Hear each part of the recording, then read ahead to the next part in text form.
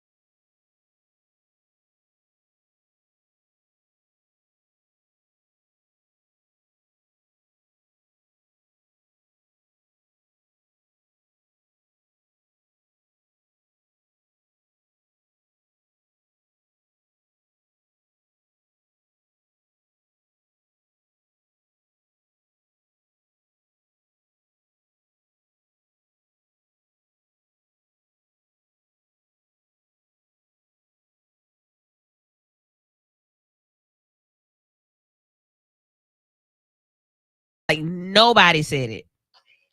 Nobody. Turn your radios down. Turn your phones down. Welcome back. It's the Emmy Award winning Vital Show right here on B94.9 WATV. Lady Wu is in. The crew is in. We just had a dope first segment just talking about how much we've given to society through employment. I mean, man, and entrepreneurship, our businesses. But the mere fact that no one said, hey, we can't hear you. It's weird. So now you can hear us, and I see that you can because you're coming in now. This is crazy. Hopefully, you've been listening through your radio. Hit us up and let us know if you heard the first half at 994-8949.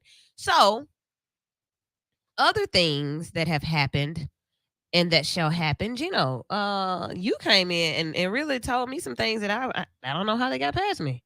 Let me see if I got some sports music here. I'm excited about this.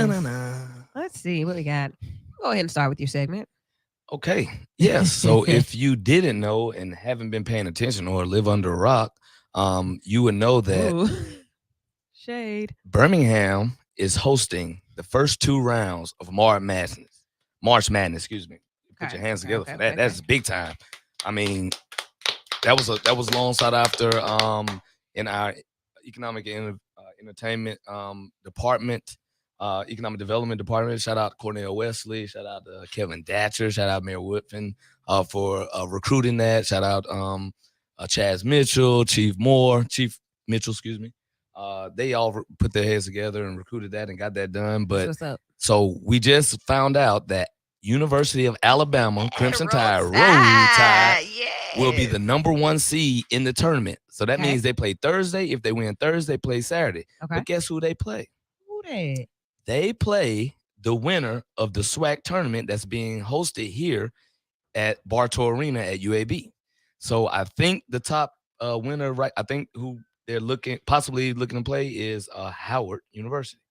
So can you imagine a University of Alabama game versus Howard U in Birmingham? Like, you know how they travel. You know how they pull up. You know the cachet of graduates that have graduated from Howard University. They're going to show up. They're going to pull up. They're going to show up. You know what I'm saying? The Bisons. Yeah. So that's real big. If you know any of your people that went to Howard, shout them out too. Thanks you. So when I did my 4-year stint in Chicago, I made a lot of friends with a lot of Howard graduates and you've been members. calling them and stuff. You've been texting them. Yeah. We've been on the threads. That's what's up. That's huge. So and Auburn is here too. Okay. Yeah. For y'all Auburn fans. Great. By the way, they'll be here too. They'll be here too, man. They'll be doing a little. Hey, no hate. All congratulate. It's both. It's all Alabama. I mean, I'm a tighter, but So they'll be here because they made it just like Alabama did. Correct. So you should give them the same Not credit. just Well, Alabama is the number 1 overall. Oh, Keep it straight. Now. Keep it Shout out straight. Bruce Pearl and the Auburn Tigers, man. I like the No coach. hate. What's wrong with you guys? So that is huge. Shouts out again to Miles College. They won the SEAC, right? And then Shout out to Miles. Tuskegee. Well, Miles men, Tuskegee's women. And what else has happened sports wise? I forgot. High school champs. I know Huffman didn't. They made it. Then Pleasant Girl. Pleasant Grove girls. Uh-huh. That's all I know. Yeah, Yeah. Gino, somebody says that Auburn is playing in Colorado. What is that? What they doing? I read something about them. They were going to be here too. I don't know. Yeah, he's not really a fan, so he doesn't know. So They're actually, I think they're supposed to be here, slated to be here. So yeah. Look, I went to by mistake. Whatever. Hey y'all. Hey Chris. So Chris says that Auburn and Bama will be here at the Civic Center on Thursday. Hey mom. Big Gino, that's with a KNOW. Oh, like no, I know. Know what I'm on. Hey, I just still can't get over the fact that none of y'all said nothing the first day. I named 50 jobs. Dwayne named 60 jobs. Lillian talked about how she got into her profession. Gino told you he worked at Norton's. Eddie told you he made candles and he doing a summit. And ain't none of y'all said nothing. I'm upset. All right. So anywho, What else happened this week? Or what's in the news? I hadn't really been. I don't know where I've been. What have I been doing? It was a weird little weekend. Like, you know, For you prior too? to all these weekends, it seemed like the weekends went by really fast. What was it? Like, why? And now this weekend was like, we finally got some it was like slow. You know what I'm saying? I don't know what it was. If it was, I don't know. Did anybody else feel like that? I feel like something because the week was like, I can't remember the week. The week was a blur. So I do know that time did go up this morning. That's what it is. So we lost an hour, and Lost that an makes us hour. feel like we lost a whole week. We lost an hour. Like I lost a whole week. That's crazy. I want to talk about this weather. Anybody else? These Y'all are the wanna talk about days. weather? I'm just saying, like this week, I went through Some tank shorts. tops, shorts, t-shirt, and I'm in a lumberjack tonight. Like, and not because I'm fashion. It's like I need this covering on my chest and on my arms. I'm like, what are we doing? We've Yeah. been everywhere from 40 degrees to mid 80s. within a week. Today, So when today we we're in got the 40s man, tonight. what? That's crazy. If you're a believer, if you're a believer, I can say that because it has been really. I don't know what clothes to pack up and to move out. I don't really know. So Timberlands and booty shorts, it is. I just can't call it. Yeah, Timberlands, Like, booty you know, shorts, and hoodies. What is that as far as the environment is concerned? What is this a symptom of? Like, this is something like Sin. what kind of change is happening that is making this fluctuation that's happening for so long? I The mean, global warming that they're denying, that the emissions and erosion of the actual atmosphere around us that nobody wants to say that really exists. That's all it is. I mean, you talking about places that used to hold ice, don't hold ice. yeah. Let's talk weather. We're talking California. That went on this week. With- All with the erosion in blizzards. the water and the melting of the snow and people getting swept away. Also, I know today I just looked at the 8 bodies they found in California off the coast. They were in 2 different boats, and they're saying that it was sex or work traffickers. And those Oh, 8 man. bodies that people trying to get into the states within that storm that's going on the West Coast, and they didn't make it. So Mm. you know, to people trying to get here to a place that we're always complaining about, go figure that. Oh man, couple that of, is heavy. A couple of other stories. I'm not a big sports fan, but the name Sean Kemp is, I know Oh that yes, he yeah. got caught up in A what they drive-by consider a shooting. drive-by shooting. Yep. He told the story that dang, I forgot the story.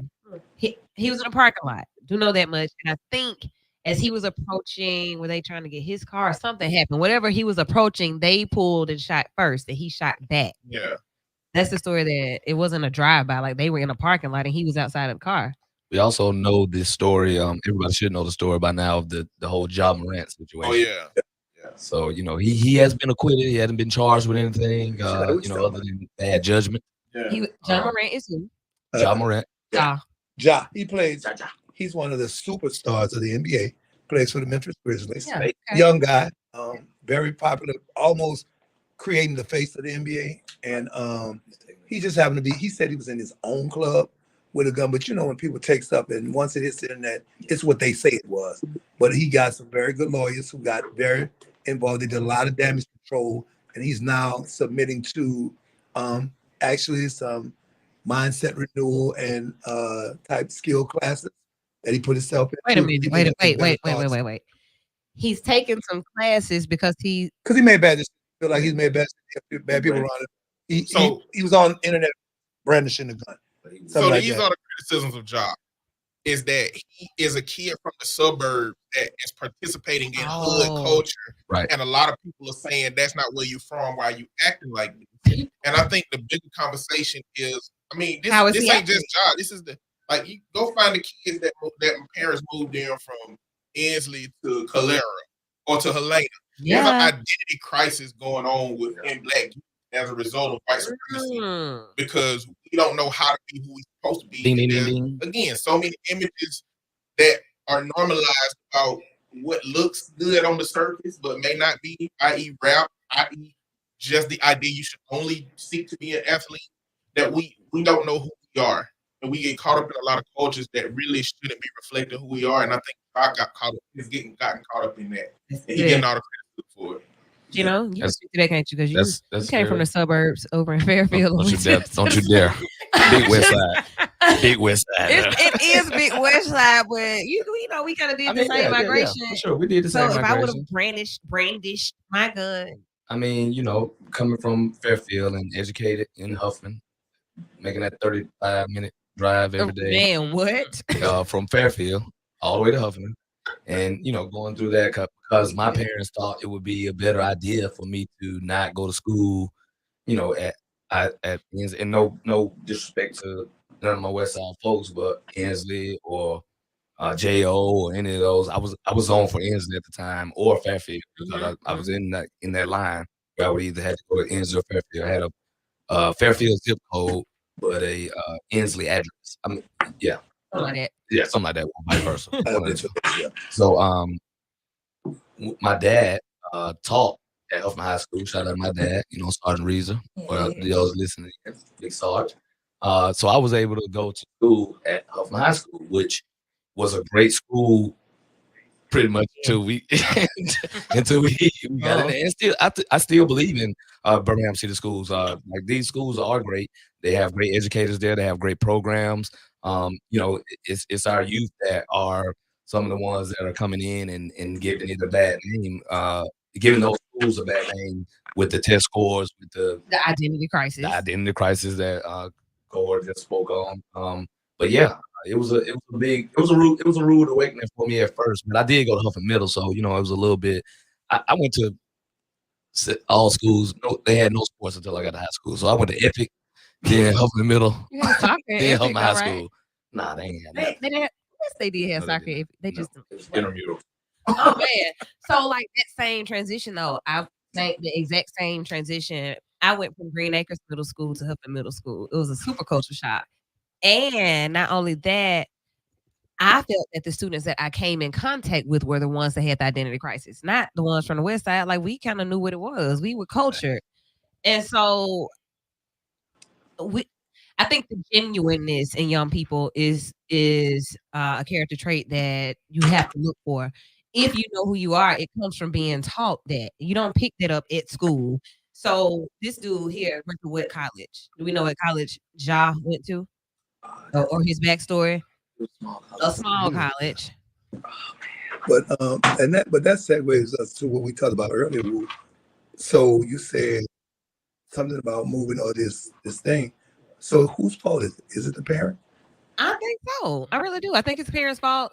And then you talk about the village. Like, yeah, the village can step in only so much. You still got to go home to your parents. But I kind of disagree from seeing it though, because there's some people who the parents have done amazing all they could, but the kid just, and there's a point where a child in every culture, children are released at 13, right, for their decision making or to see as they're crossing into their own pathways. Okay, 13. At 13 in Jewish community, Jewish culture, and usually in the other society, I taught that that's when your actual ideology of what you think and the decisions you make guides your life, right? Okay. So my thing is when you have a parent that's doing what they can as best as they can, part of what they can, but they're spending so much time out and they're making these bad decisions, it's not always apparent. Now a lot of it is. I've been on both sides of the coin, but you can't always stay as a parent. A lot of times we double down,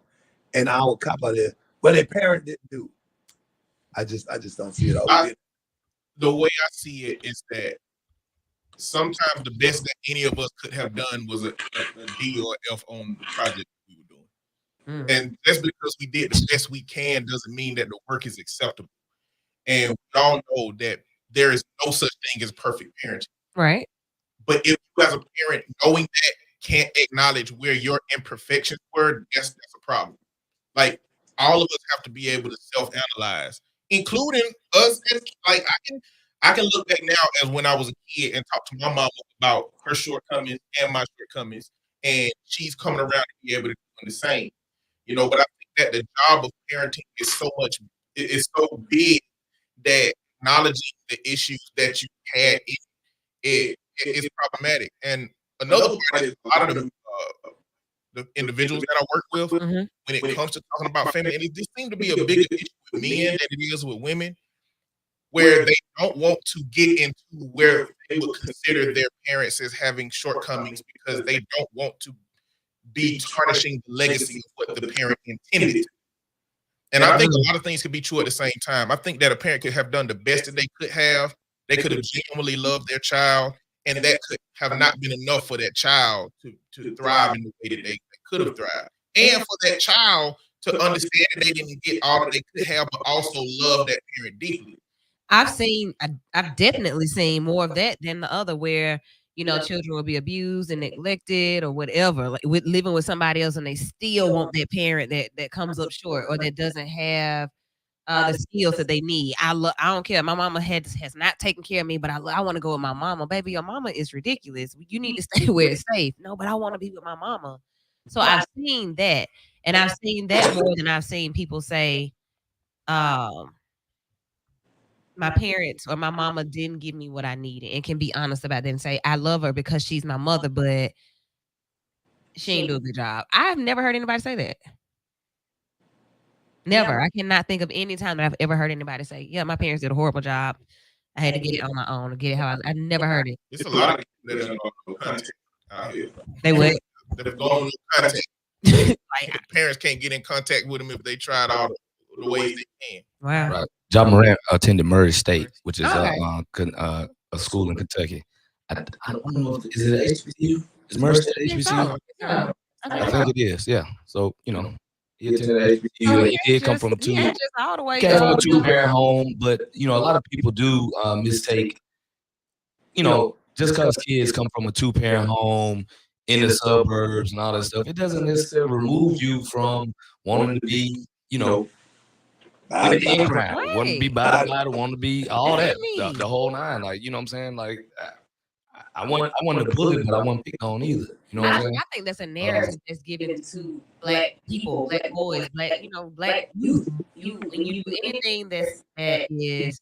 You see, like, we went through this for prom a couple of years ago. One of the prom couples held up like AR rifles or something like that in their prom pictures. Everybody had something to say about it.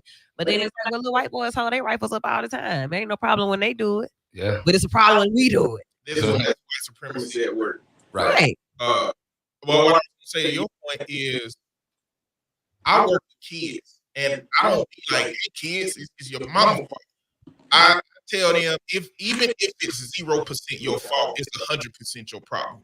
So we got to work on this from how you recover from however you got the inclination to make the bad decisions that you make. So there's accountability to go around, but parents have a notorious history of not being able to take their part of it. And that's all I ask parents to do. Okay.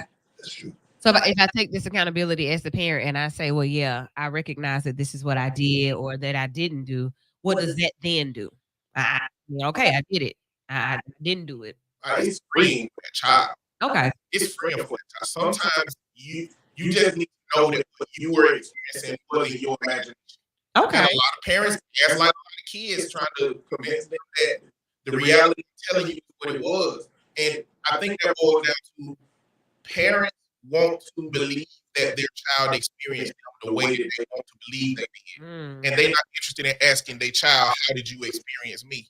Because you gotta do some evaluation at that point. And I lived that from both. And I lived that. That's why I've lived on both ends. I've lived as being the parent who had to look and say, you know what? I was doing some old school parenting stuff that really didn't work in modern day, right? And then I was like, okay, in my lifetime, I've been two parents.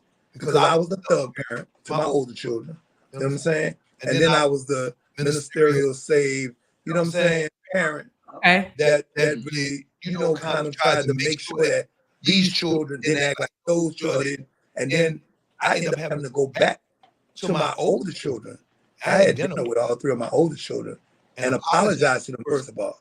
I'm sorry for what I exposed you to. Okay. I'm sorry you knew what this was and what that was, and being dumb, blowing your son a shotgun, you know what I'm saying? In the car, talking about this gonna make you a man. What kind of fool is it? And wondering why you hooked on weed now. You know what I'm saying? So I had to take responsibility for that. I also did what you said. Now that I'm confessing, I'm telling you what it is. I'm apologizing. You have a situation where you got to commit to your thought pattern process and make a choice. Now I've done what I could do. I messed up, But now you're adults, you have your own choices to make, and now you have children. What you gonna do with it? Okay. And I'm kind of believe that freed your boys from something, because I know what they probably experienced was knowing that you were a certain type of parent to them, and then resentment being built towards you and maybe their siblings because you were being a different parent to them, and them not being able to see it. But I would posit that it likely freed something for them to know that, even though they still got to take accountability for what their role in their life is, they might get something. Kids do get something from that expression of this is where I could have done better. Right. So I want to pose a question. How do you what kind of advice do you give the kids that may be a more suburban kid that does interact with the inner city kids and they're joke on Jank for having more and having two parents and having nice things, but they're trying to hang out with, what I'm saying, in quote unquote, the hood or the lower ends of town or whatever, and they get themselves into trouble because they're trying to fit in versus, what I'm saying, and that's what's going on. That's the whole story behind the whole Ja Morant thing. They got the whole on Facebook. They got the Eminem song when he was rapping again, when he rapped what's the dude name in 8 Mile? When Eminem rapped against him, he was like, "Oh, you are from a suburb," and da da da da da. You know what I'm saying? So they got that whole. Somebody made a song about Ja Morant, and they got a whole chronicle of like his life and how he grew up and his mom and daddy. Who's not to say that he doesn't have hood cousins that used to Correct. kick it with him in his grandma's house, and this really is what he does know this. This is just not what the public knows because this is not what you all were privy to.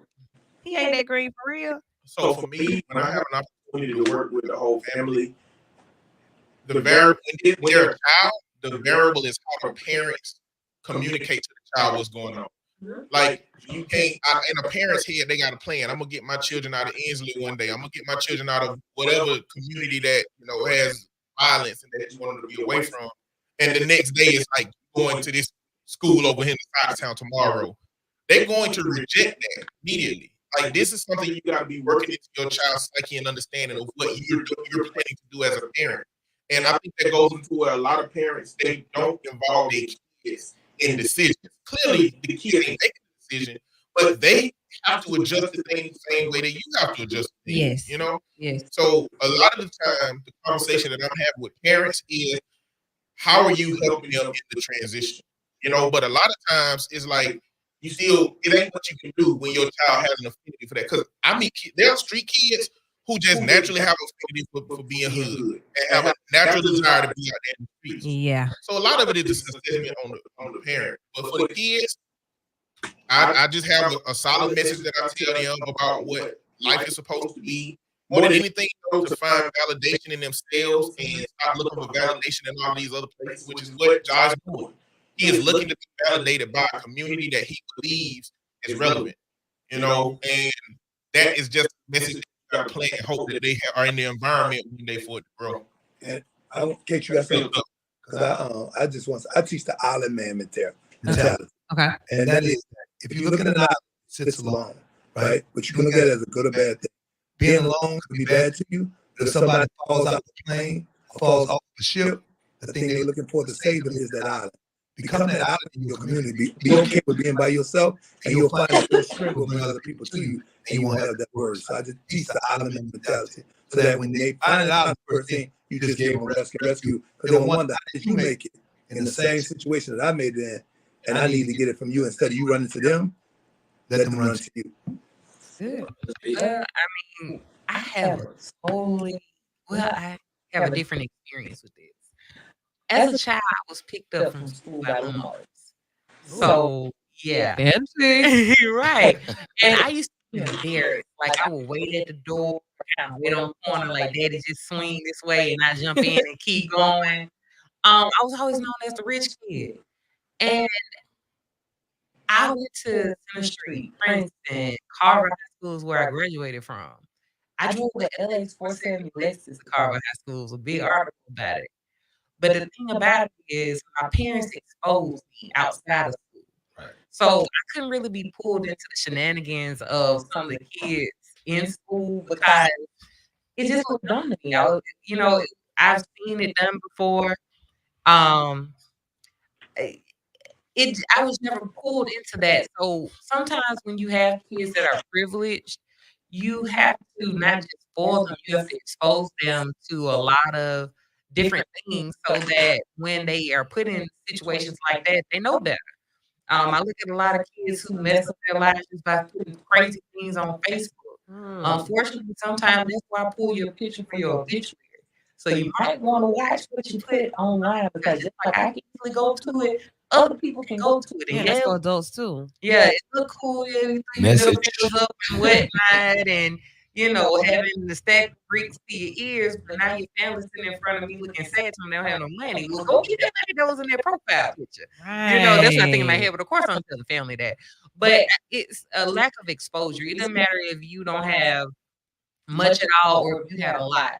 In high school, I had a best friend who worked a job, was valid, she was salutatory in the class. Parents really weren't involved like that. She just had that ambition and drive. So it really doesn't matter if you come from not a whole lot or come from a lot. You still gotta have that ambition and drive. Your parents not always gonna be there. Right. But a different world say it's a different world, you can let the kids at home. I mean your parents at home, so it's a different world from where you came from. Let's take a break and come back to this. I just asked my crew what they want to keep rocking, so you all hang tight. We'll be back in about 3 minutes, if that long, right here on B94.9 WATV on Sunday nights. The V stands for Vital. Y'all, I do want to bring up. Somebody said you wasn't muted We was talking about the weather thing early. Enough said.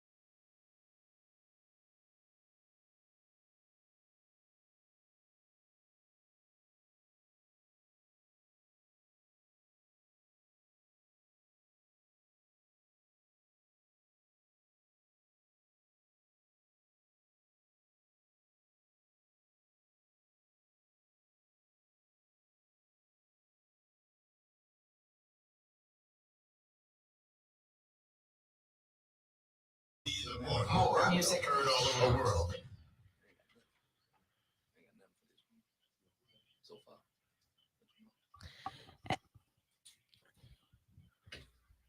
Actually, no. Vital is still on every Sunday night, 7 p.m. until now. We're here. The Abby Award-winning Vital Show. Lady Wu is here. The crew is here. You all, just for those who are coming in for the second half, introduce yourselves again, please.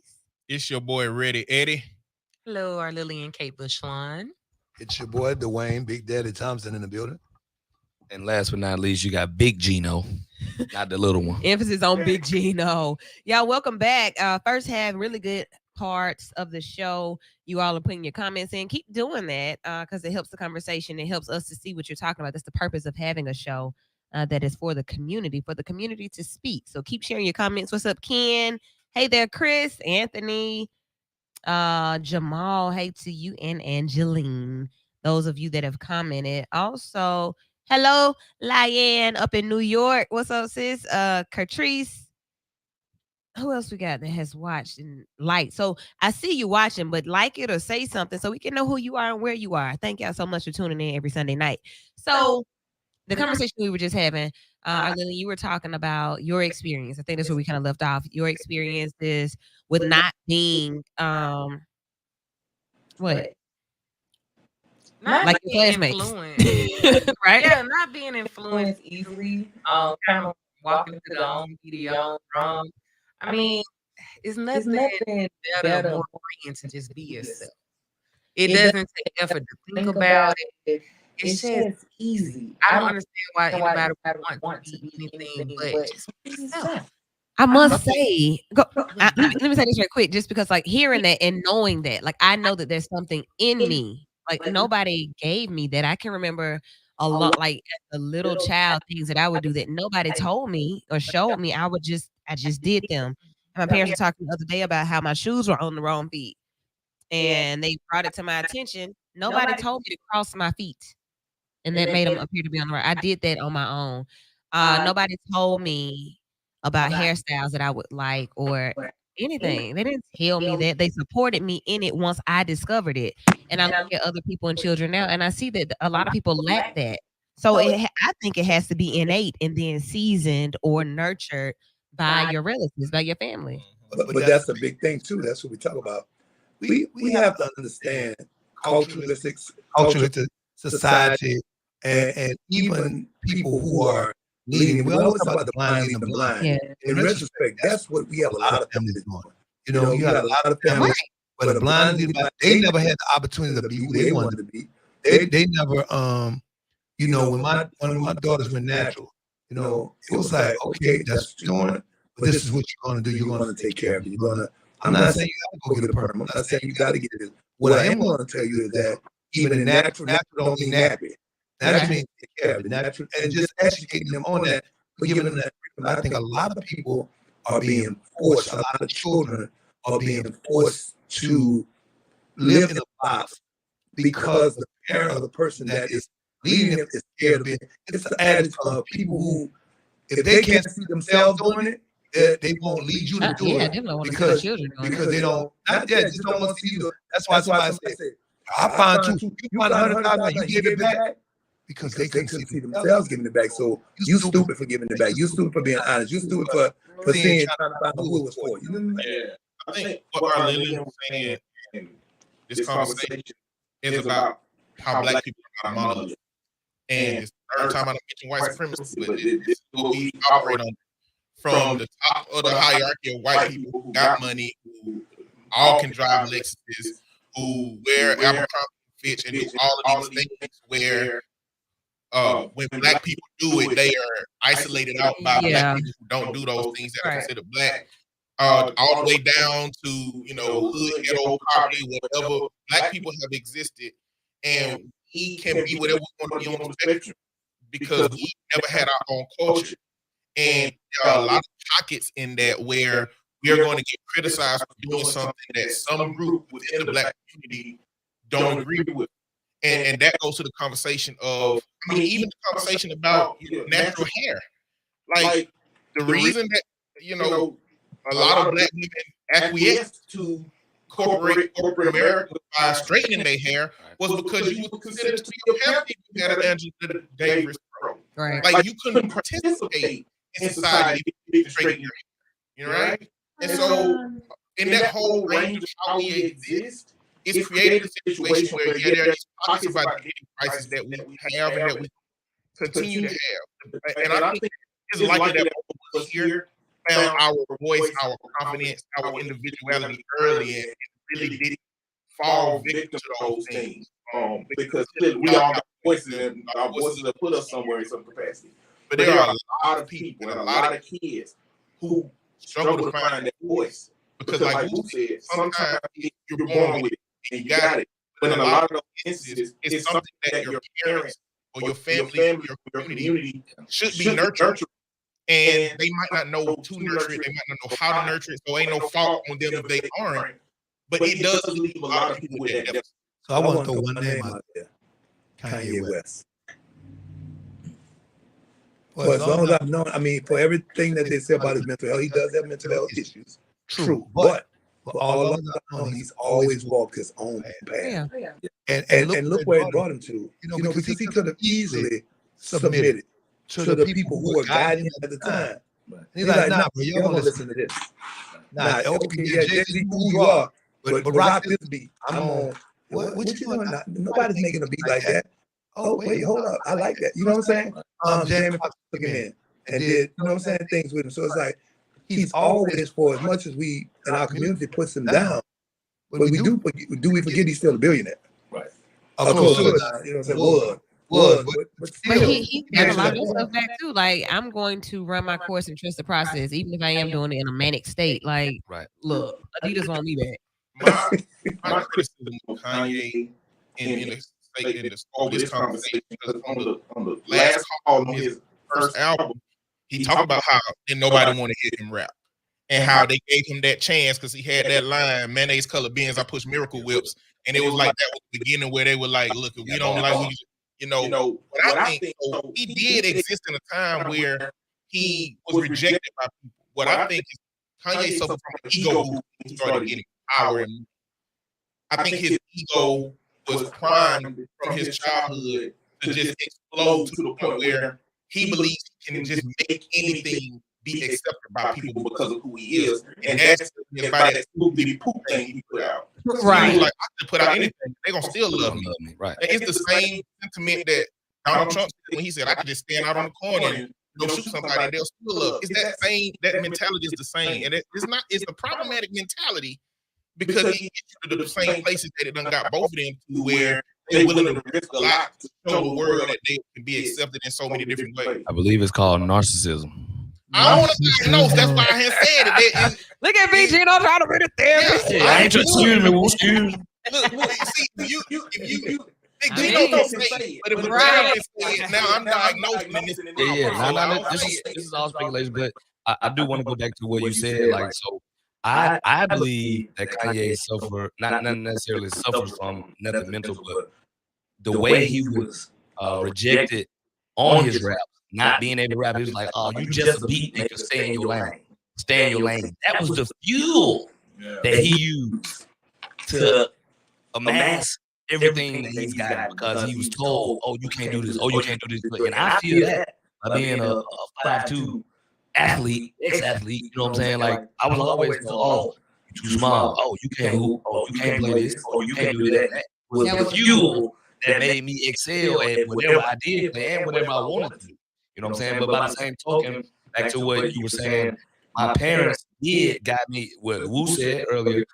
It was something definitely innate, but I came from a military style background with my dad, and we were looked at as like, my dad was almost like a pseudo black Republican because he was ex-military.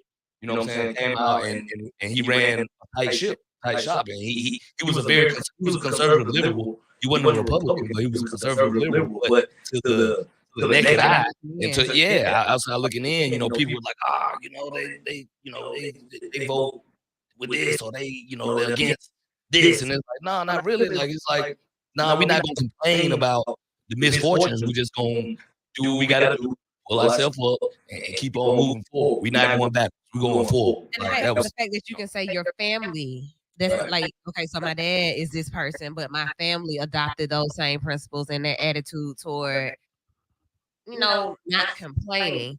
And I will say that my family, not military, very much spirit. Everybody's like preacher, pastor, minister, social worker, teacher. That's the size of it.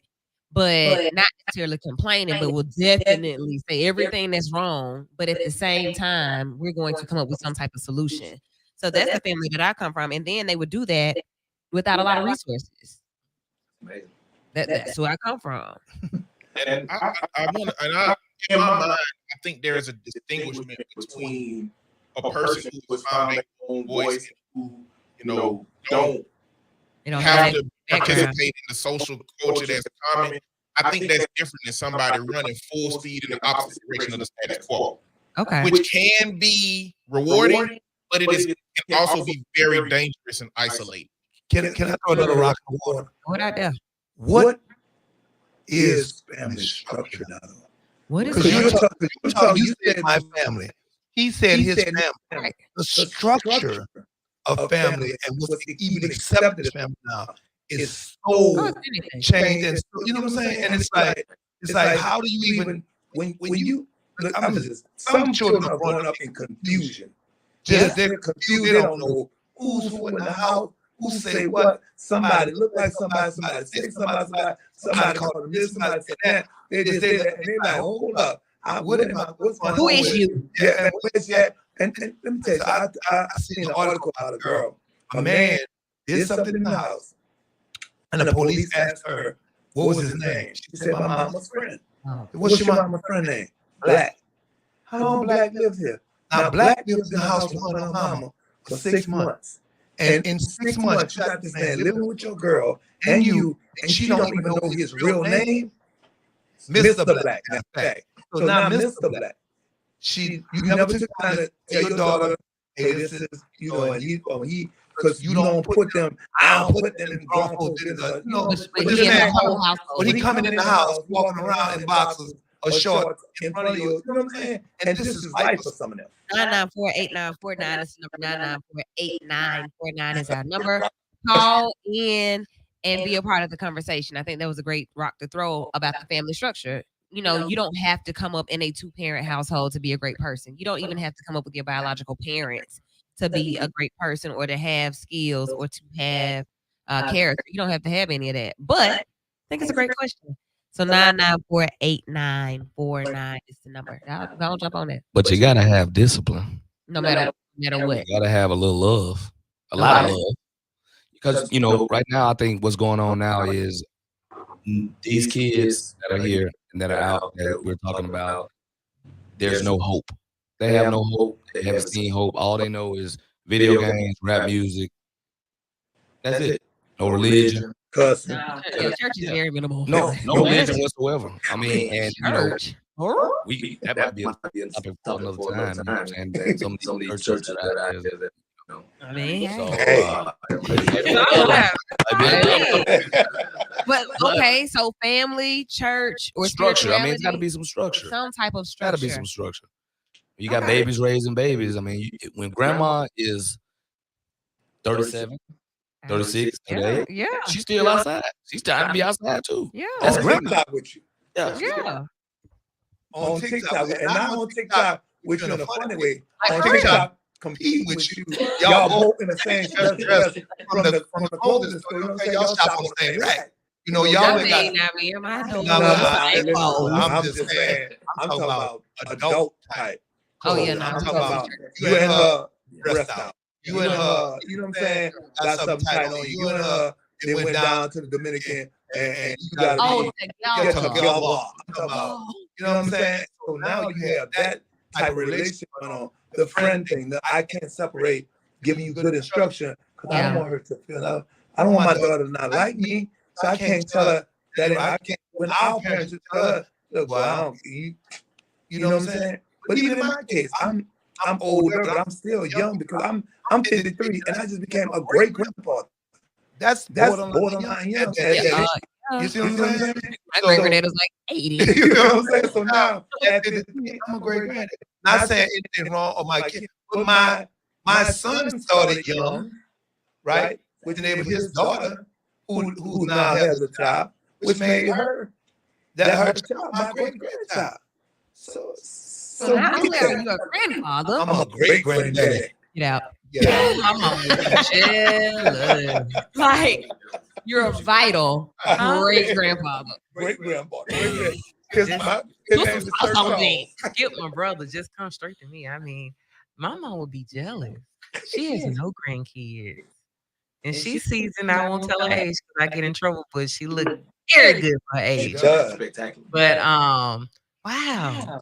Yes, she was jealous. Yeah. I can hear that when you're gonna have a baby conversation coming up, so I appreciate that. Thank you. I mean, like mad pressure there. Eddie, what you got therapeutic on this? You know what? I feel like we need to figure out how to measure what an appropriate family structure looks like by the internal quality of that family, not what it looks like on the outside. Okay, let's say mama and mama do with it dress, but what if they have a very healthy relationship, very healthy dynamic? What if they were the one that broke the generation and that daughter don't have kids? Okay. I think we look from the outside and we make a lot of assumptions about what the quality of that family must be and what that must mean. Another thing, mention white supremacy for the fourth time. We as the Black community are operating off a system that that ain't supposed to be for African people. Like the Asian community got their family structure, the Latino community, every other community that came here or has their own structured way of the family existing from different places. African American community don't have that. All we were handed was what white people did, and they gave that to us. We as a community have to define what we want to do in terms of how we want to exist as a family unit. And it don't have to be copying somebody else. I feel like we can start from scratch. How should we deal with discipline as a community? What's the range? We can't just keep beating our kids like slave masters. We can't keep doing that. We can't keep doing that and say that's what we need, but we still got the same results out here that we have in our community. So is that where we get that type of discipline from? And identity. Because somebody told me the other day, I've met like 3 people in the last month or so named Patel. Right? Yeah. Somebody told me Patel in their country means innkeeper. And because the name means innkeeper, that's why a majority of them own hotels. They gave them identity. Yeah, I heard that. So this is your identity. When you go where you're going, go. And your identity is to be an innkeeper, to be a person that owns it. And so now that transition or that essence of that community or that name, legacy, whatever, it's a brand. Shout out to Brian Jones. I'll just say that. That's who told me that a while ago because he worked in a hotel. I was like, yeah, it was Patel. He was like, girl, that's all they know. I was like, okay, I didn't know that. Now I know. So what name should we have? What means what to us? Like if I'm a Williams, what I do? If I'm a King, what I do? If I'm a And that's the problem. We don't have that. Thomas. We don't have that identification. No, we don't have that identification. Shouts out to all of the African-based organizations and those who are teaching Swahili and teaching our, teaching African heritage. We need to know that. And not being ashamed of it. I do want to add in too, a lot of people, especially that are from the States, sometimes you might not be all African. There was a lot of Aboriginal people that were here, like West Indian and Indian. A lot of them did descend from African, but some of them are just true Indian. You got your Cherokee, Creek, all that stuff. So you might be doing these, 21andMe and all these different chromosome things that trying to trace your heritage, and they come back, oh, they didn't find nothing on me, or I know I ain't from there. Well, yeah, because you might be just right from here. You know what I'm saying? You might be a part of the Indian tribe. You might be part of folks. You might have some ownership in Wind Creek down there. You know what I'm saying? Might have been enslaved by some Indians. Might have been enslaved by some Indians. So make sure you're doing your full spectrum of your research. Because when you get that from your grandma, your great grandma, and these different people, because not everybody is from Africa. I want to throw that out there. And that is fact. I think that's where we connect first because we are not like the rest. So yeah, we're African. I'm an African born in America. Actually, you are Haitian born in Inslee. All right. And I think it's a very good thing. We have to either be bold enough to start out. We have to be bold. Somebody has to say, you know what? This is what we're going to be known for. you know, and don't be upset because you might not see it. I think a lot of times we get upset when we figure we don't want to leave something for somebody or give something that we might not be able to see grow to its full fruition. So we sign it or we hold it to where we can just pop it off because of the thing that some people do. You can't do nothing about me anyway. Leave it for them. If they don't care at all, so be it. But you at least created it. You left and you started a path in hopes that they would carry it. You know what I'm saying? I got to get to that level of maturity and faith. Like I did all this work, put all this in for you to come and not do right by. Oh, I'm haunting you. That's my work. Yeah, I'm haunting you. Hey, and this comment right here kind of speaks to that from Miss Carn. She says they revere their ancestors and elderly, they being Asians, Hispanics, etc. And I guess in essence, we don't really do that. But again, who else around here that we might have got something from that don't revere their elders like that? The white community. Like I tell you, we've gotten how we engage with our people from the only system that was ever handed down to us. But we started off loving the grandmas and my great grandma this and great grandma and grandma's hands and what happened? Until we was able to sit at the lunch counter. That's when it happened. Until that's when it broke. It broke when they told us a story that when we gonna give you part of what we got. But we didn't know that they already had what we had, and they were leaving us with scraps, and we were satisfied with it. And people talk about, you know, the thing, and I'm not tripping. Civil rights movement was great and all that. I think we lost more in it than we got from it. Oh, well, I want to know who thought that they had that we had. I mean, who didn't know that they had more than we had? Who thought that? It was so okay. So who would fight? We fight for. We were fighting for right, but what were we fighting for? Equal in what? Because we actually had the greater. If we look at it, we had the greater love. We should have been telling them, we don't need your right. Y'all should come get. We got love. We know how to share with one another. We know how to make it work when we ain't got. We can go down the street and say, Kate, you got some sugar, you got some meal, or we knew how to throw rent parties and help ourselves. We had community. Where are our communities right now? Where are they? The village gone. The community. They lakes now all across America. They got burnt down and bombs dropped on them. Like, okay. Like again, like if any of y'all watch Atlanta, Childish Gambino did an episode that really kind of highlighted how and it became a big conversation. It's not like it haven't been across history, but a lot of former black towns are now lakes because they destroyed the whole community and they filled it up with water. You know, it's like black people haven't been able to amass the amount of success that could be amassed in both for long periods of time. Probably mostly because the white community that didn't have that saw the black community have it. And they had the past to go and destroy it without consequences. That's what happened. I mean, but I hear that and I hear, look how resilient we are because we still the most toxic culture ever. What we find, I don't know if we can find it as cute or whatever, but every time I go out of the country, I'm always stopped by someone saying, "Who is your doctor?" I'm like, "What do you mean? Who is my doctor? Who is your doctor?" Meaning, who did your face? Yeah. Here in America, that may not be seen as beauty, but in the world, it's beautiful, and we don't appreciate those small things about it. And like you're saying, the city going away with the lake and whatnot, we still find ways to reinvent ourselves to be the coolest kids ever, you know? So why is it that we can't use our superpowers and stop the craziness that we do in these communities? Like from my understanding, how do you go to a New Edition concert and fight? I read online this morning because I didn't go to the concert last night, but I heard that we were in a New Edition concert fighting. How do we do that? And that's an adult concert for sure. Yeah, that's grown people. There's walkers. Right. But we're so resilient as people. Why do we not rise above all this stupidness that we do sometimes? Not really. You can't tell me that It's somebody. It's not one person out here that if I see you even at church, I'm jumping on you. I owe you this On site. on site. Oh, It's not one person. you know what? I had an attorney tell me never to turn up again, so I'm good on that. I choose peace at all times. I like my freedom. Amen. But Yeah. see, that's what you said though.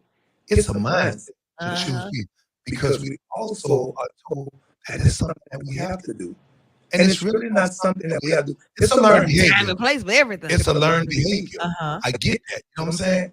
But you got to wait the outcome. You got to wait what's going to happen afterwards. Your turn up, right? Your on-siteness Uh-huh. can literally destroy everything that you put in place for that beautiful, wonderful, smiling daughter of yours. It is me sticking this foot halfway up your behind because you deserve. One thing I teach my kids, I said, when you become a strong individual, is when you can tell yourself not to, when your mind tells you have the right to. Okay. But we Okay. and we talking about on site, but let's not act like somebody had went outside, popped the trunk, and came back in the club with a sawed-off pump because a stranger stepped on their new alcohol. Let's act like that didn't happen. Like it could very well be somebody that smudged up your shoe, somebody done bumped you and knock your black mile out your hand, and now it's a wrap. Look, it ain't even got to be all that. Just for as you know, like there are things that people have done that you know what, I'm gonna let you slide. I'm gonna act like I don't know, but there will be a time I'm gonna remind you. I don't know when that'll be. It may not be in the concert. It may be in the parking lot. Okay, I don't know. well, Arlene, I do want to pose this question though. What can make you jump outside your body? Like you No, know, I had if you know one you you're get it on attorney. the air, like they gonna try. No. I had one moment in my life, and it's probably destroyed some of my dreams that I did have. But I had an altercation, and with that altercation, I saw blood No. on my arm. Anything in that moment didn't matter to me because you so mad with me that you have drawn blood. But yeah, I blacked out and went off. yeah. And some people in the city know about the situation. Some don't. I hope folks don't never know about it. But it was a pretty bad situation. But at that point where you felt you were so mad with me that you drew blood in my arm, it's over. I don't care who you are. You know, from that, I've grown though. I found Understood. peace. Yeah. You know what I'm saying? I found that, you know, it don't matter if it's your blood. Some folks just don't care nothing about you. And that's okay. That's their fallacy, you know? But you know, God has worked on me in ways where I've gotten to the point where I don't seek revenge on people. Because I swear, if somebody was a person, this is me.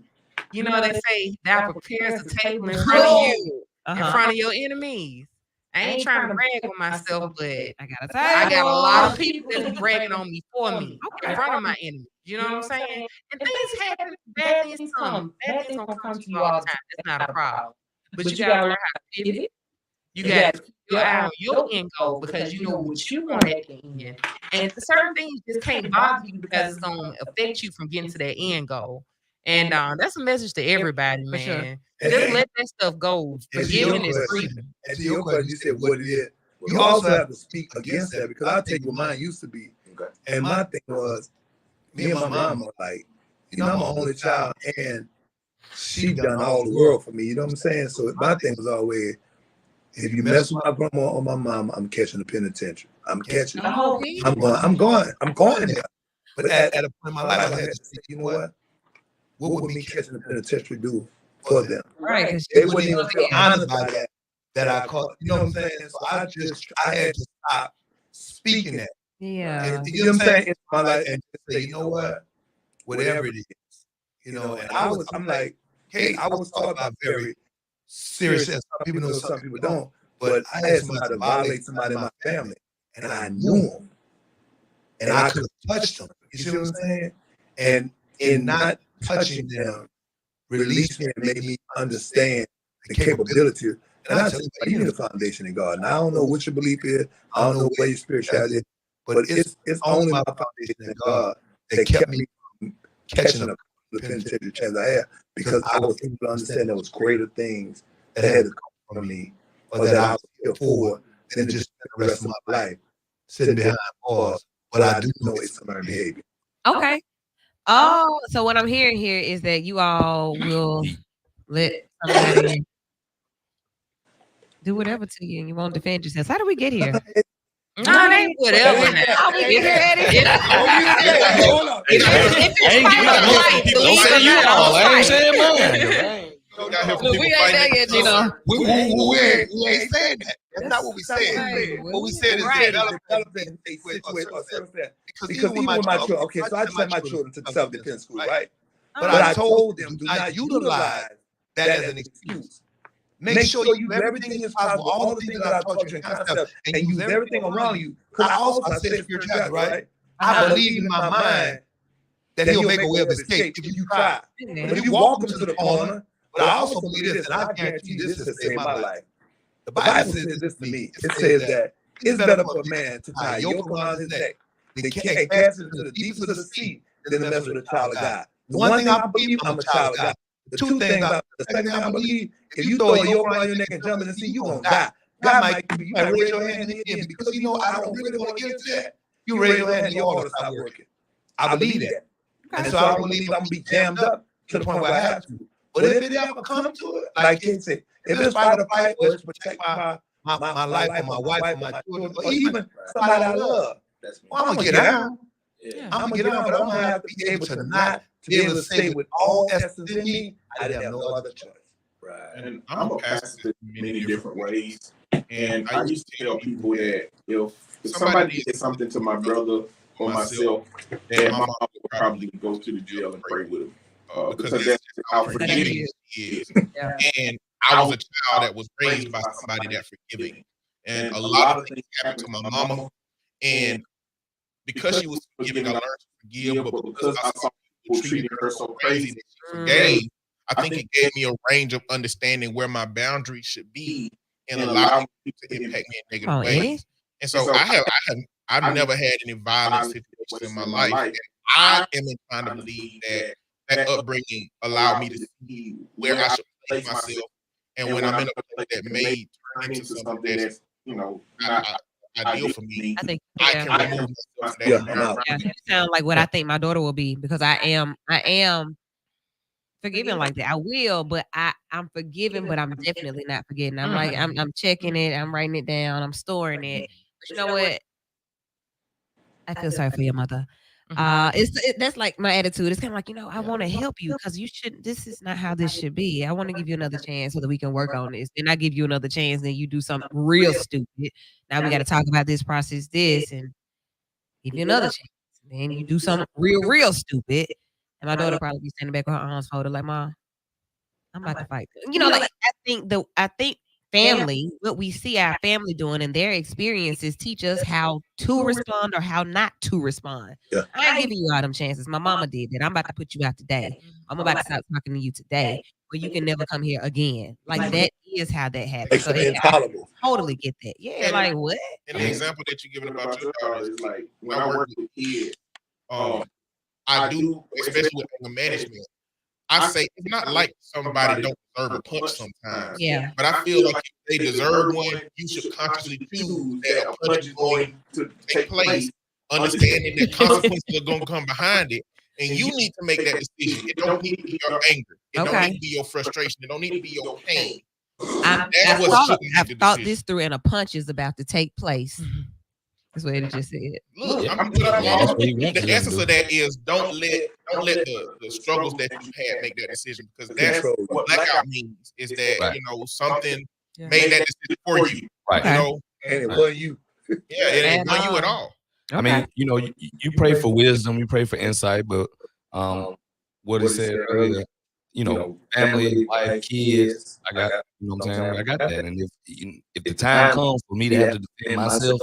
And then I ain't thinking about it. I know what's going on. Yeah. You know what I'm saying? But I do believe in that too, as far as like, you're gonna pray for an out. You're gonna pray for hoping that I don't have to do anything. Right. But if the time comes, you're gonna get down. Like if you gotta protect yours. That's how you gotta know your people. Like, Birmingham, you're not gonna really see me out and about. Like it's certain people we that going out. it's something about people wanting to provoke people when they see goodness around them. And I'm not trying to mess with my peace. So, you know, here in Birmingham is work, home, and maybe a couple of, you know, spots just to show my face. But if I'm going out and want to enjoy myself, I might do that outside of here. Because there are, unfortunately, there are people called haters, you know, and they're unhappy people. Huh? Oh man, all the time, and they don't get posted. You feel me? That's kind of what it's about. It's about being able to preserve your peace and whatever that looks like. And we talked about that last week. I was asking you guys, do you actually want to go to therapy with your friend? Yeah, like why? I don't. Yeah, if you show me I got who you are, healthy that's who friends. you are. Like like my friends, I don't need no counseling. You know what I'm saying? We good. But if I have to go to the point where I'm thinking I need some counseling with you, baby, you go do what you got to do, and I'm gonna do what I got to do. You need to go on your own individuals. I don't have that kind of time in life. You just brought up something for me: catching flights and going with friends. And you all know about what happened in Mexico, right? Now, that's a lot to unpack, but I do want to unpack it somewhat because I've been thinking about this. Kate, you called me and tell me, hey, well, we're going to drive to Mexico. We just kind of crossing the line. It's like us going over to Atlanta for something, but it's Mexico. We go, we get there, and we get kidnapped immediately. Like, I don't know if they stopped at a light. Like, I don't know how that happened, but the cartel that has kind of claimed responsibility for this says that they thought that they were their rival traffickers. And they sent an apology letter for it. Yeah, it's so strange. So first of all, we get there. We're African Americans in a SUV. All of us, we all go. Y'all going to support us for our surgery, and we're going to get BBLs, y'all. I'm right. Y'all not gonna say like, I'm right. all right. I'll ride with you. We have an itinerary. Okay, so we done planned the whole trip to go to Mexico. Okay. We drove. So I'm already, I don't care if it's San Antonio or the closest border. So my mind goes, when I first heard it, I was saddened by the fact that these young adults didn't have the, I don't know what it is that they needed. Travel skills, understanding of the area, understanding the land. And you know what the crazy part is?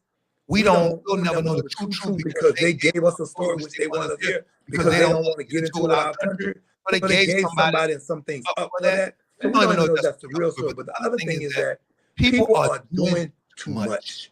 They are doing too much, and they're doing too much at the sake of the possibility of their lives. So you can't save the money. So to save money, you're gonna go somewhere where it's been proven that it may be good or bad, more than likely a bad experience, right? But just to save a few dollars, it can cost you your life. I mean, it's a lot to unpack, like you said, because we don't know the whole.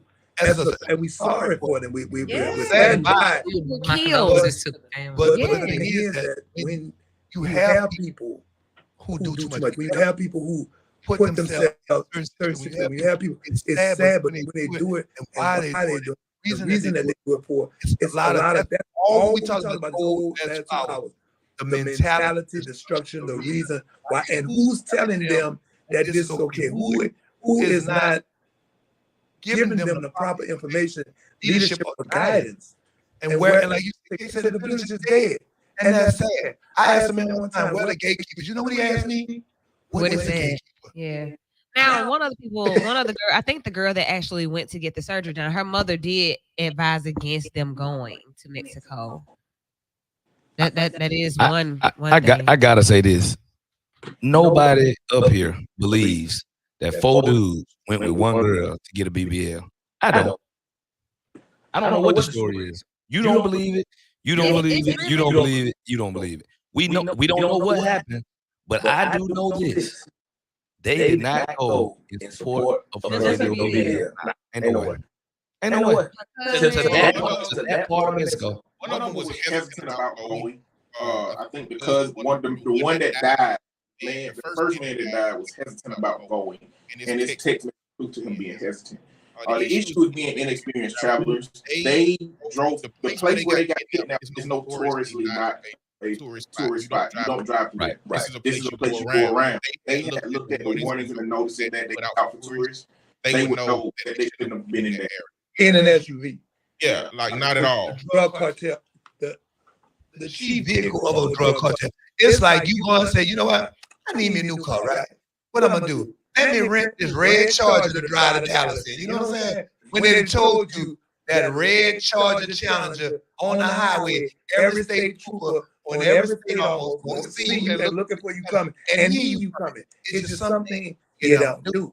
And you have to realize that, like you said, investigate, see what's going on. Guy the other day got arrested, right?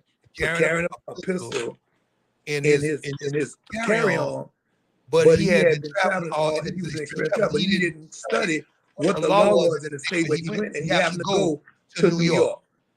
And New York don't play when it comes to pistols, and they laws about pistols on the East Coast. Before you go, your little able to carry here in Birmingham, don't carry no way in certain other states. Your little concealed license in other states, they don't carry. Then you got to know the state you go to is a concealed carry state. You have a license. You have to declare with the police department. You got to do your research. You got to know where you're going. I think it was upsetting. I think it was hurtful, but I think that it was I think it was a lack. I think it was a lack of them doing their research. I think that there was either mistaken identity or we gonna pay for your BBL, but it gives us an excuse to pick up something else. You see what I'm saying? I'm wrong with that, but my thing is, when traveling, you cannot coupon your life away. You cannot get a discount on everything. If it can't afford it, don't do it. Yeah. I mean, we see people online traveling to all these wonderful places and whatnot, but I guarantee you they were not in a van going across the state line. I mean, into Mexico or whatever. I mean, I think we've gotten to the point now that we want to live these fantasies that people paint online. And you got to understand it's a cost for everything. Man, what? And it's a planning for everything. Ain't no way I will leave out of this country without some type of consult from some type of planning, something that knows something about something. Like Dubai. I'm all the way to Dubai. I'm not going all the way to Dubai. Well, my first time going there, I had everything long sleeve. This is in the hot months. We were like, everything long sleeve. We get that in booty shorts and tank tops. You gotta know. You know what I'm saying? You just go on perception of what you hear. But if you don't really research and really know what you're doing, you're gonna be out there falling out. You got all long sleeve clothes on. But these people drove into an area. They had nothing about. I don't think it was a BBL or they wanted to pick up fentanyl. They were going for some reason and they weren't prepared. You gotta have some type of plan. You don't watch BMF. These dudes got plans. At least take notes on the people that are trying to give you something here. I don't watch BMF, but I saw.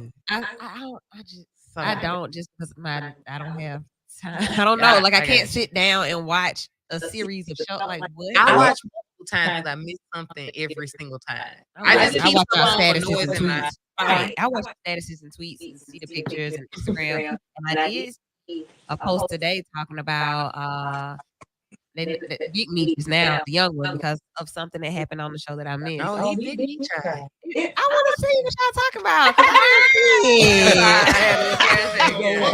I want to see. Okay, I want to see it. Let's go to the phone line. Big meat. Okay. I want you to go. No, you know. I'll pull that up for you before we leave.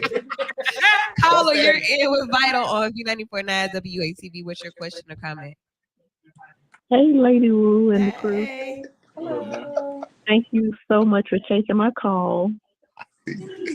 I don't know what went wrong there in Mexico, but it's so saddening with that happening to those young people.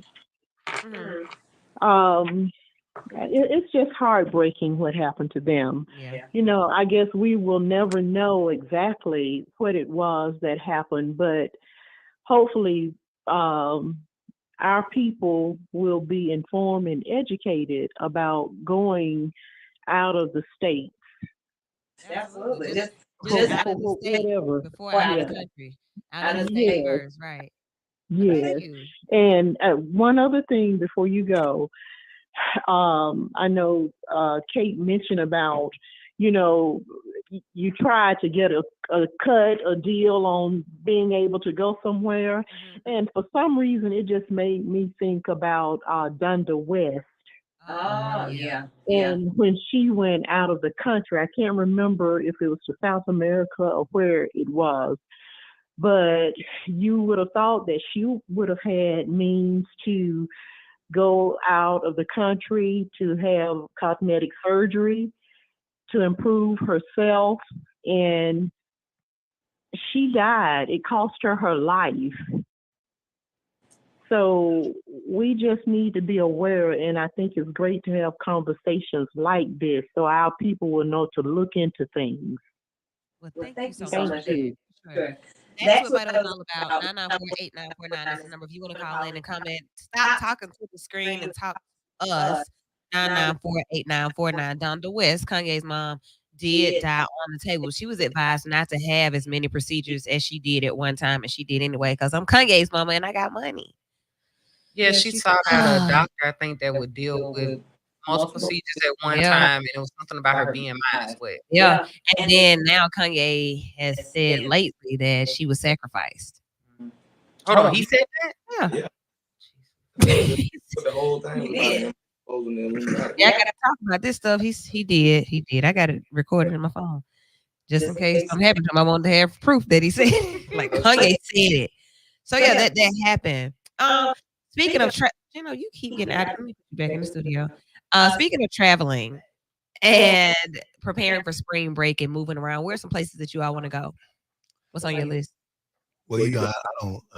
I ain't did a spring break in a long time. What I do, I have travel age children, spring break age children, and I'm trying to, at my very best, educate them and get them to be informed travelers. The thing that happened to the girl in Miami, Shanika, right? Yes, the one that was killed. That potentially happened to my daughter when she went one time because somebody brought her down there, paid her, and I told her, first of all, don't go without no means. Then second, when they got there, she heard them upstairs talking about her, whatever. She got upset. And she's like, Dad, they talking about whatever. And the first thing I did was, I said, where are you? I said, pack your stuff and go to the airport. Yeah. You know what I'm saying? I flew her back. But the thing was, this young lady needed an opportunity to reach up there, to talk up there. And this was my project that happened to her. But I sat her down and made her read this. So I said, this is what could have happened to you. Yeah. You know what I'm saying? This could have happened. This could have been you for the fact of not listening sometimes. Sometimes you have to listen and be aware. I know they want to be grown. They want to, and I'm 25, I'm 21, and all that be, but you have to be careful. And you have to know that it may not be you, but there are people out in this world that are mean no good. You know what I'm saying? So you be careful. And when you travel, I tell them when you travel, stay with the travel. I think a lot of times, I'm definitely break cardinal rule. It used to be, and I'm losing that lose. It used to be, we come together, we lead together. Now it's, girl, turn on your location. Let us know where. I wish you would have chosen me. Or you go to the hotel and saying that, and you letting your friend go off with somebody who talks a good game, who says, no, boo, you came with us. Now he won't visit, he comes to outside the room, kumbaya, and like an Indian with all power, and we can grill him. But you're not about to go to my location, get to the hotel, then turn your phone out, I'm gone. Yeah. Yeah, I don't know about that. Like I would say at this age, we can't travel alone. Like I'm not traveling to link up with somebody I met on Instagram. That ain't really what's happening. Like as far as me asking a question about somewhere you want to go, I think by our age, you're actually going to explore the world, to try food, to go shopping, to see shows, to be somewhere and enjoy. You may just go and stay in a spot. Like, nobody's there but you. For me, I'm beach guy. I want to go, and not beach. I hate the beach. I want to go to any, because I grew up in Canada, but I want to go to any facility that has a great indoor pool. Okay. That's where I love to go. When I go to the hotel, I like to go around, but I don't shop. You know what I'm saying? And lately, I'm trying not to eat as much as I used to eat. Okay. I'm a foodie, but I like to take pictures of food and talk to chefs. But for me, wherever I go, there's two things. Scott Ross or something that Like Ross Marshall, CJ Maxx. yeah, my wife, that's her thing. Okay. So if it's got that, I'll spend hours in the pool while she outside. Okay. Cool. So that's what we do. We visit places and we check to see if What they they got the Ross, Tart, Marshalls, Target, TJ Maxx. All right. And I check if they got it in the pool. Okay, Big Gino. Well, you know, growing up, we've always gone to like, you know, the educational trips, Washington D.C., Busch Gardens, Yeah. Smithsonian, stuff like that. So now that I'm a family man, I got my little tribe, and you know what I'm saying? Like that's what I'm looking to kind of do things like that. But you know, Big Gino is turning 40 at the end of this month. March 29th, you know what I'm saying? So you know, player got a little Aruba on his mind or something like that. You know what I'm saying? The Aruba, you know what I'm saying?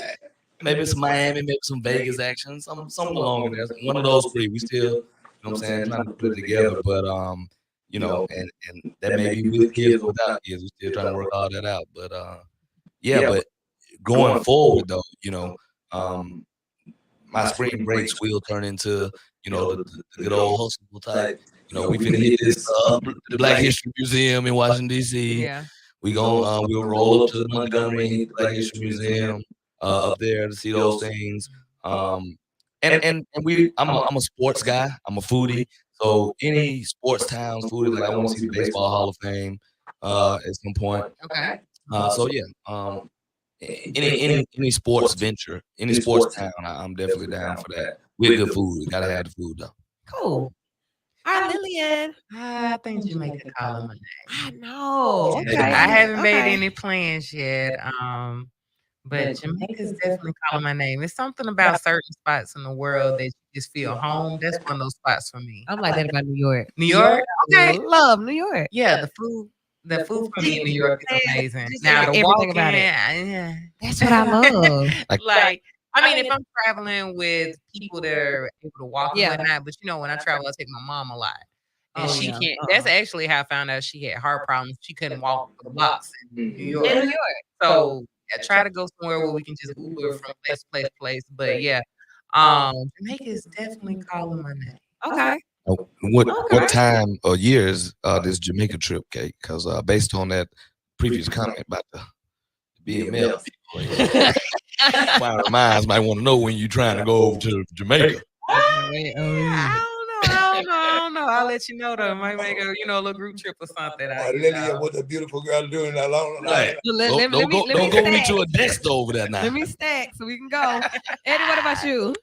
I'm not a big traveler, so overseas ain't even on my mind right now. Really? Not at all. No, not at all. But I am only interested in deliciousness.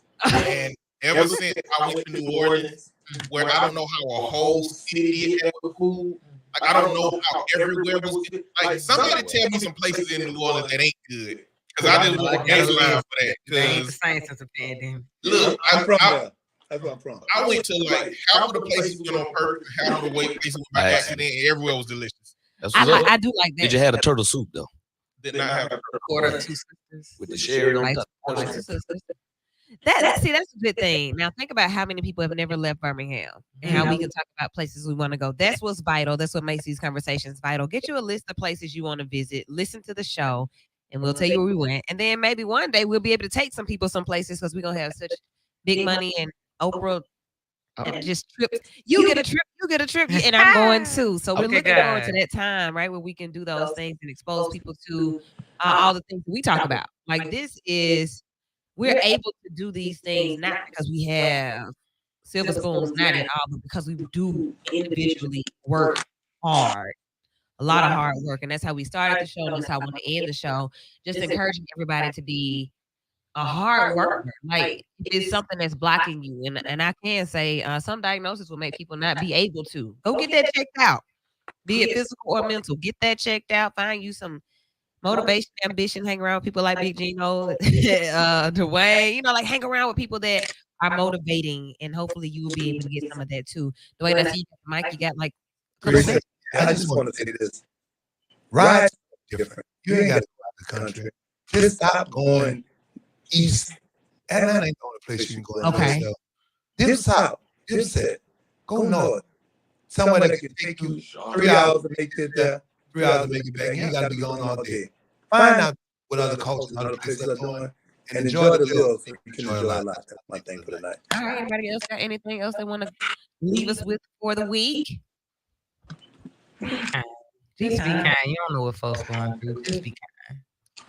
You know, I definitely want to leave y'all with the little health as well things, man. Make sure, like what Wu just said, make sure you take care of yourself because you can't do anything. You're no good to anybody if you can't help yourself. And a lot of people call this selfish, but I want to leave you with this little analogy. When you're on an airplane, those of you that have flown, when they're giving you those instructions in case of an emergency and those masks come down, who do they tell you to take care of first? Yourself. Or you help anybody else. So if you're not taking care of yourself, how good are you going to be to somebody else? Whether that's your family, your friends, your neighborhood, anything. If you can't help yourself, you can't help nobody else. So don't put that strain on everybody else if you can't help yourself. I love it. Eddie? I'm gonna add no message. Yes, if you're not taking care of yourself, you can't take care of people around you. And also, and a lot of men struggle with this. Doing something for yourself is doing something for the people around you. So when you do for yourself, you prime yourself to be able to be present in it. Message. All right. Tune in tomorrow at noon for the free lunch flashback. I'll be doing that, giving you some old school tunes to get you through your lunch break. After that, Lady Wu's Midday Fun Shui right here on B94.9 WATV. Amazing show tonight. We got some power. We got some power. Don't miss the show next week. Don't miss the show tomorrow. Just always keep it locked to B94.9 WATV. Enjoy your night. Be vital. Good show, good show.